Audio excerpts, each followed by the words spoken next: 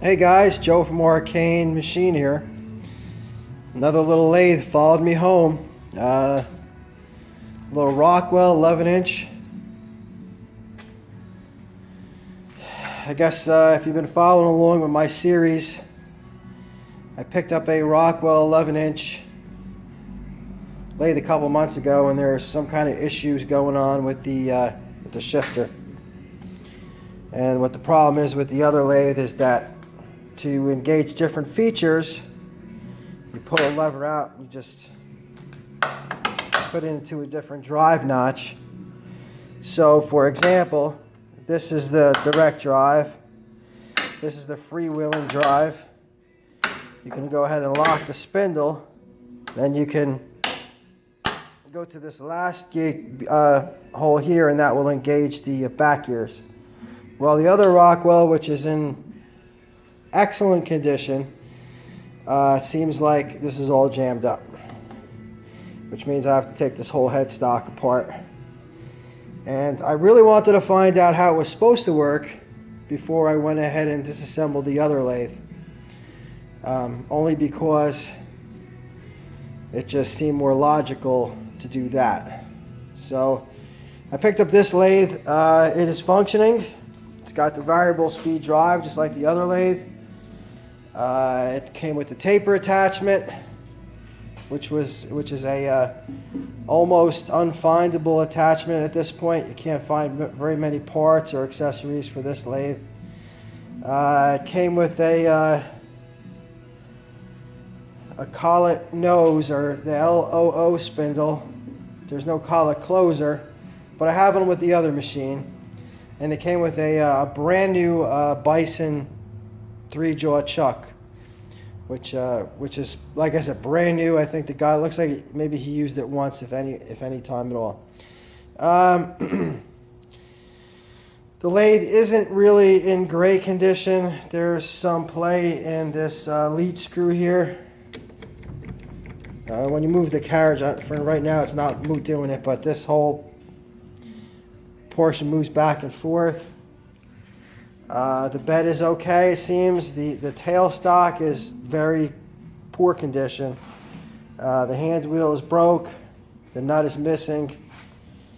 And there's quite a bit of slop in the machine, but I would expect that possibly, good disassembly, cleaning, possibly replacing some bushings might help me out here, or I should say help the lathe out. And another bonus that I did receive with the lathe is I got just almost a complete headstock spare.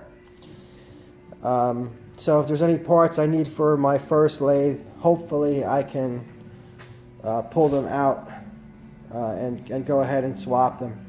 But whoever worked on this machine was not a machinist. Supposedly this guy that I bought this lathe from, he says, quote unquote, I'm a mechanic, not a machinist.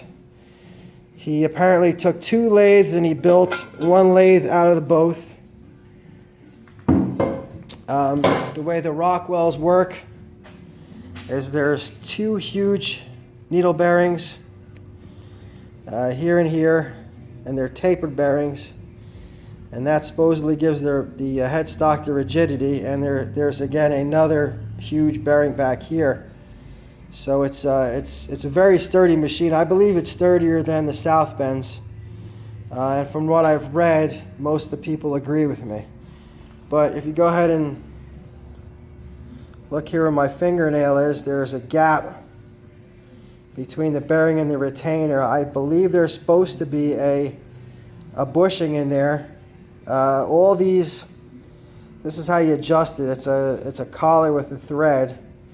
You have a couple of Allen key head grub screws in there, and the majority of the other holes here are for tightening it and loosening it, and they are really hacked up, like somebody pried on it. So I guess project number 8062 will be to pull this one apart and see what's going on with it.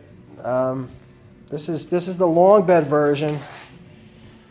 My other lathe is a little bit shorter. So I would probably like to keep one as a smaller lathe in addition to my South Bend 13. But I guess we'll have to see how that goes. You know, this is, I don't have a really big shop, and there's a few other pieces of equipment I want to get. So I'm not really sure how much of this stuff I can hold on to and still be functional. Right now, at this point, everything is packed in a corner as I work on my back room. And I really can't do much of anything with any of the parts. Here is the rest, some of the rest of my machines.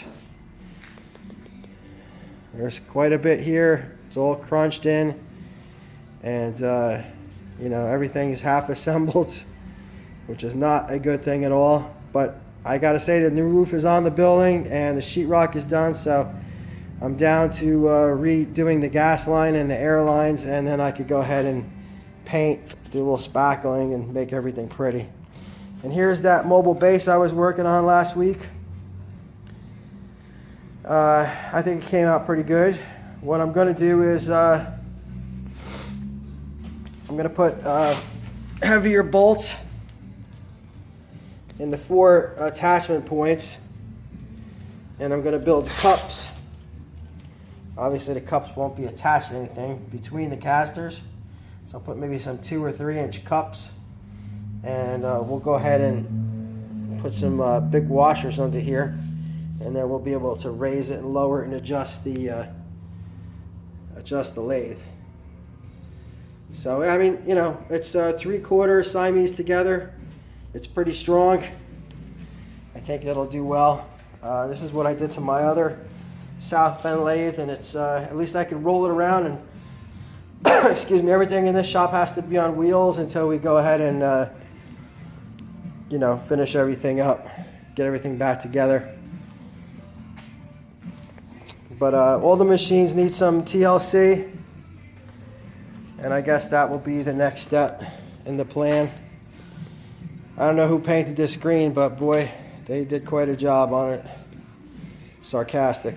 But again, I think it's at least a good machine for all the accessories I got with it and the spare parts. And hopefully I could put it back into service. If not, I don't think I'd part it out, but you know, if I can't justify spending the time, I'll go ahead and put it back on the, I shouldn't say the auction block, but put it back on Craigslist where I found it. Not a bad machine. These little Rockwells, they have hardened ways. Again, the headstock is massive. I understand that they compare to almost the South Bend 13 in the way the headstock is built. They're much heavier than the Craftsman or the South Bend or the Logan 10s, you know, the heavy 10s and such. So I like it. All the gears in this are in good shape. And I have almost, like I said, almost a full set of parts for this headstock. The only part I don't have is this gear right here. This is one piece. The gear, actually, there's quite a few teeth broken off. But I could keep it anyway because I understand there is a company that will go ahead and, I guess, turn this down and heat up a piece of iron, press it on, and then cut a new gear for it, which should be pretty cool. And I might just do that to have some spare parts, because I feel if I do keep at least one, I'd like to be able to make it serviceable for a long time. The older these things, the harder the parts seem to find. And it being, it's not a South Bend, you know, South Bends there's millions of them out there, so the parts are more readily available than something like this. But okay, thanks for watching my video. Please like and subscribe, and I'll be back with some more videos in the near future. Have a great day. Take care.